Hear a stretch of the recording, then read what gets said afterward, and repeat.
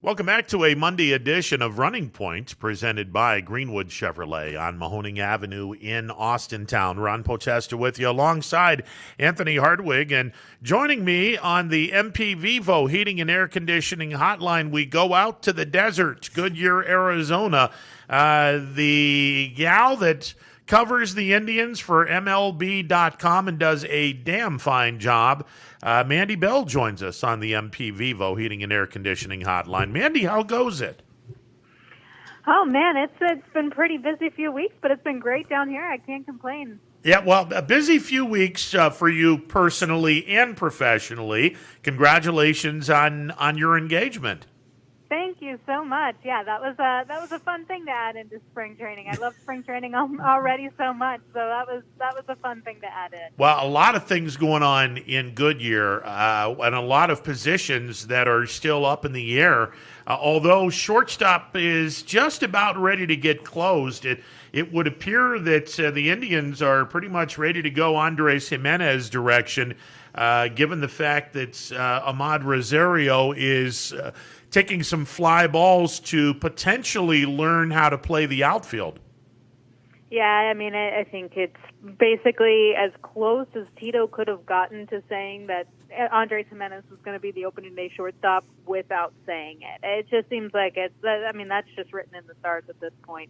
And then it's going to come down to Rosario trying to figure out how to play center, and he started that process earlier in the weekend. I think it was Saturday that Tito said that Rosario stayed back when the rest of the team went over to Scottsdale for their game against the Giants, and he started to just, get some reps out in the outfield and start figuring out how to make this transition. He got some time yesterday in a B game against the Reds on the team's off day, and Tito said that he got maybe just one fly ball hit to him, so it wasn't too much just yet, but they're going to try to get him in there this week into Cactus League games and just see if he can maybe make that transition and be a little bit more versatile for the team. And I guess that would be the best place to be able to find him a spot on this roster, because man, it's starting to get really crowded with the number of middle infielders they have.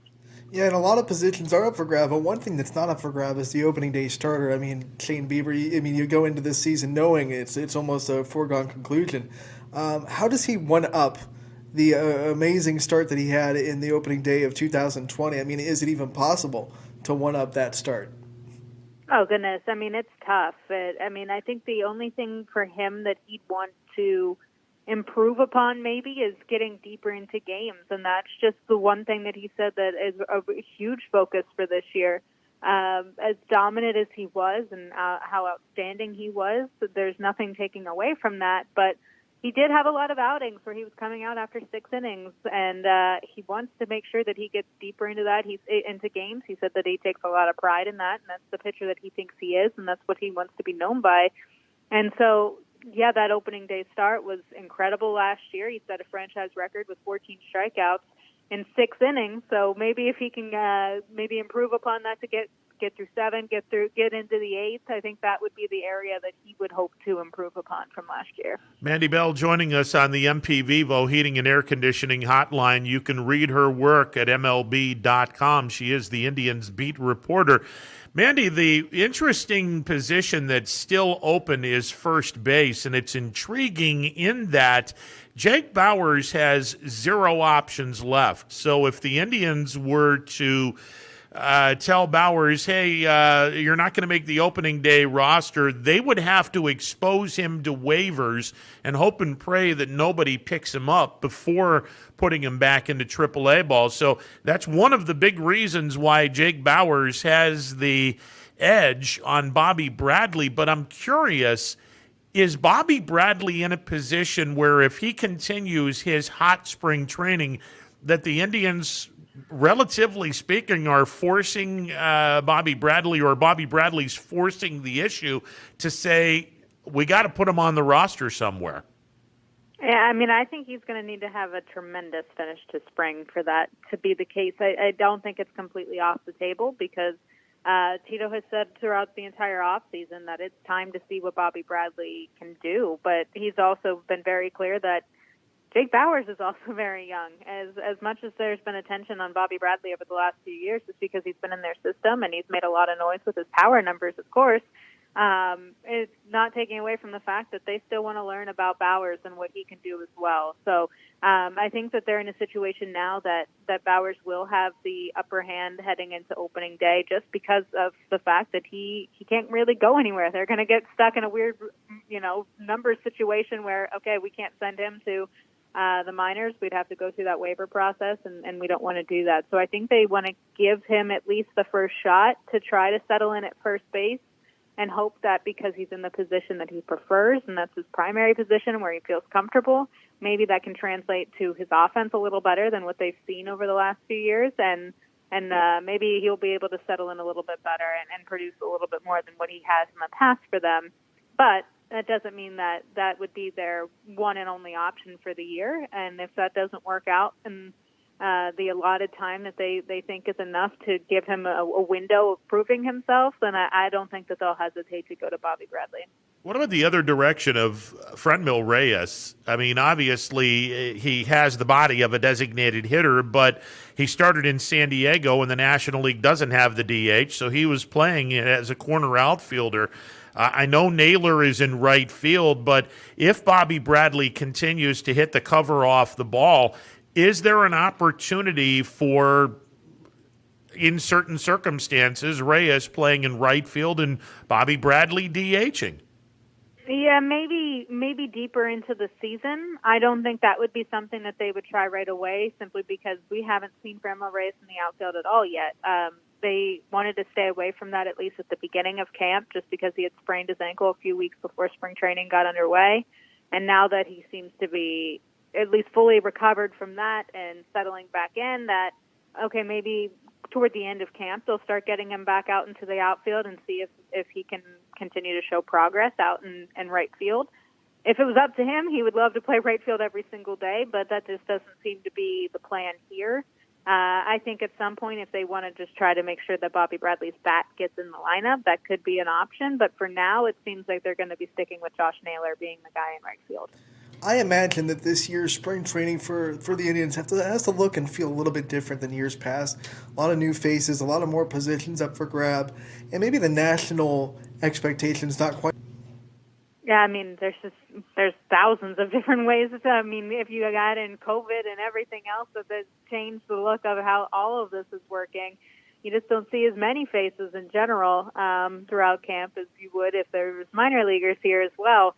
So it's a little bit different in that regard, but it's funny. I mean, you look out there and there's so many young faces, and you start to think about how many of the veterans they've lost, and you look down the roster and you see everyone's age listed, and the number of people who are over 30 are very, very few. So it's funny to look at, and I think that's where you start to see some of the younger guys like Shane Bieber, who've been able to, in their limited experience so far, be able to seamlessly step into more of a leadership type role, just because they know that there's really not many other options right now, and it's been fun to see how this has sort of molded them into it. I guess it's more of like a competitive type of atmosphere, because they're all the same age. We've talked to the starters about it so many times. They think it's so fun because they're all the same age. They're all like really good friends, and they can just look at each other like, okay, I want to be better than you today, and they can just make it their own friendly internal competition. And I think having everybody be around that 25 years old mark, I mean, I think that makes it a lot more fun for them and brings like a competitive edge that you might not have whenever there's a wide range of aged players in that clubhouse. So I think that it's been at least a benefit for them so far this spring. We're speaking with Mandy Bell. She is the beat reporter for the Cleveland Indians. You can find her work at MLB.com/Indians. She joins us on the MP Vivo Heating and Air Conditioning Hotline. I'm glad you brought up the pitching rotation. It seems to be 3/5 solid. The last two spots down to three pitchers. Triston McKenzie, is there a really good chance that he winds up as one of those two starters in the back end of the rotation? I think so. I think he proved enough last year to be able to have a chance this year. I don't I think that the biggest thing for him throughout his whole career is just going to be worrying about injuries. His past in the minors has been worrisome, to say the least, just because he seems so injury prone. But I think that he's put in so much time after his last bout. I think it was the pectoral strain. It was his last injury in 2019. And I think that he just changed his routine after that, and he started to figure out exactly how to get himself back and ready in a different way and try to prevent as many injuries as possible. And I think that the way that he just shined in his, I guess, half of a rookie year in a shortened 60-game season, he gave them a great taste of why he's been one of their top 2 prospects for the last few years, and why they didn't lose hope on him no matter what he had to go through and maybe how long they had to wait for him, as opposed to maybe the track he could have been on if he would have stayed healthy.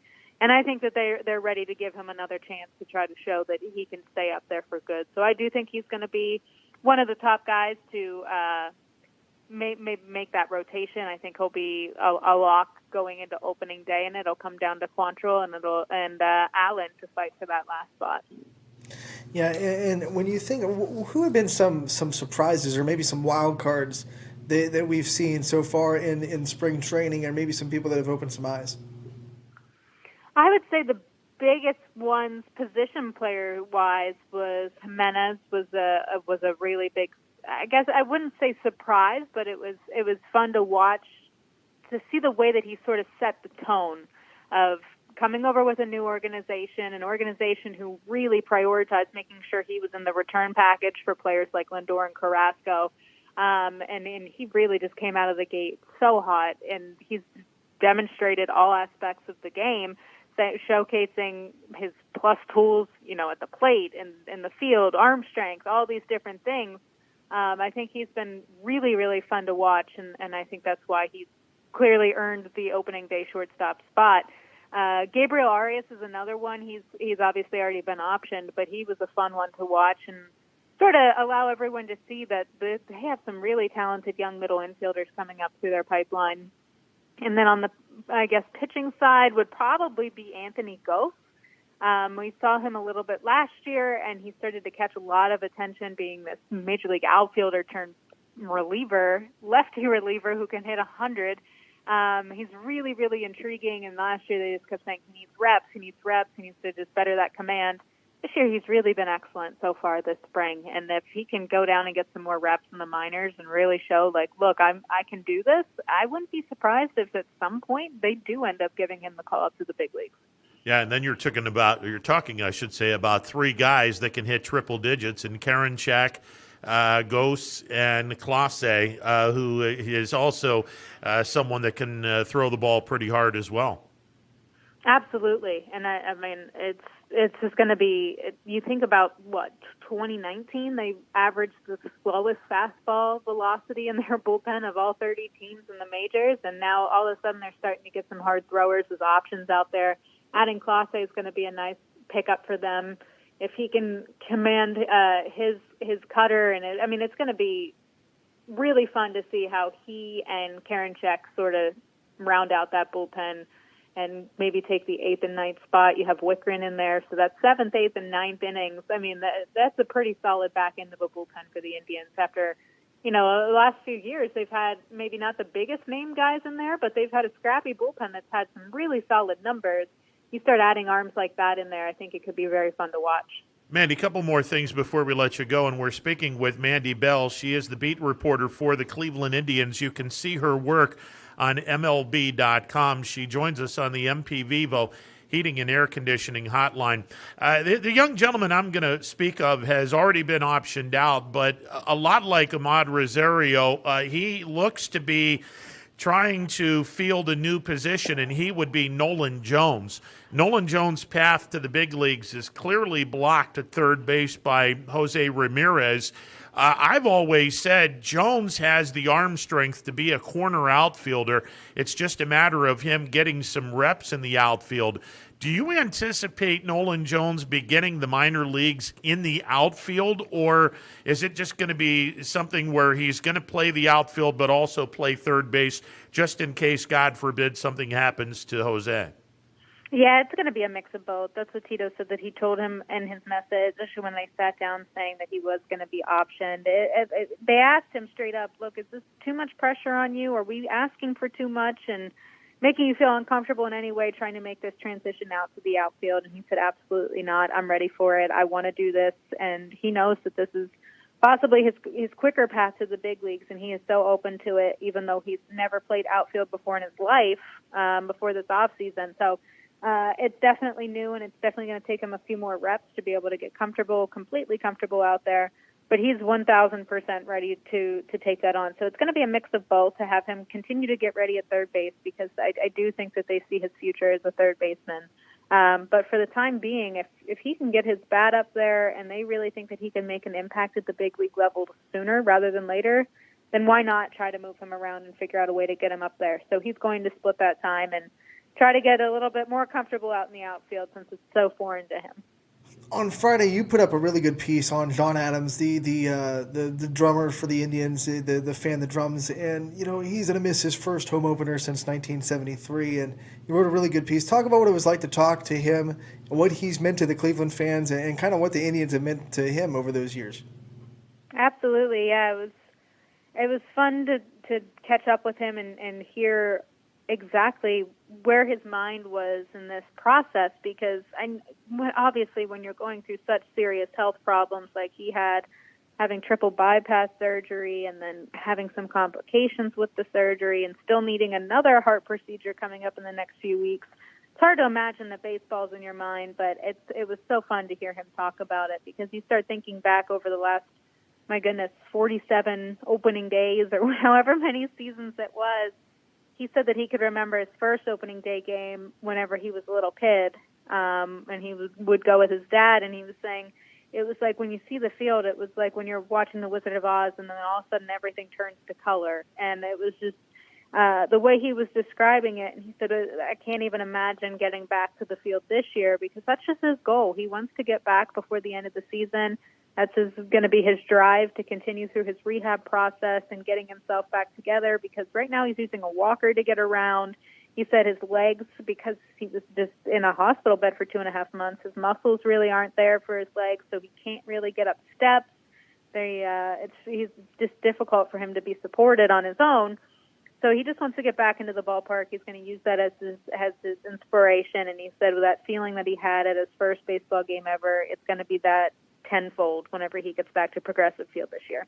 Mandy, before we let you go, I got to ask. I have been telling people if you're in the gambling persuasion in terms of making a legal bet, there is a lot of money to be had on the Indians winning the American League Central Division. And I think with the pitching staff that the Indians have, they can hang around in the division and then hope and pray you get some production from Ramirez, Reyes, and the rest of this offense. Looking at this division, are the Indians good enough to play with the big boys, i.e. Minnesota and Chicago? Like you said, I think the rotation, no matter what, will keep them in contention. I think that the 4 and 5 spots are going to be huge if those work out for them, whether it be McKenzie, Quantrill, or Allen in any of those spots. If they can follow through and sort of follow suit of what the top three guys in Bieber, Plesac, and Savali have, the precedent they've set over the last few years, if everything can come together the way it has for their pitching staff over the last few years, no matter what, they're always going to be in contention. And that's just how it's going to work. I mean, this is the way it has been since I started here. It's going to come down to, can they have enough offensive production? So I think their work is going to be cut out for them in this division. I think it's going to be tough. So you've seen the Twins and what they've been able to do the last few years, and I don't see their team being very much different than what it has been in recent seasons. And the White Sox are putting on a charge. I thought the White Sox, it was going to be their year last year to come back and take over the AL Central, and so I think that they're even better this year. So their work is going to be cut out for them. it's going to fall really on Eddie Rosario if he can be the big pickup that they hoped he was over the offseason.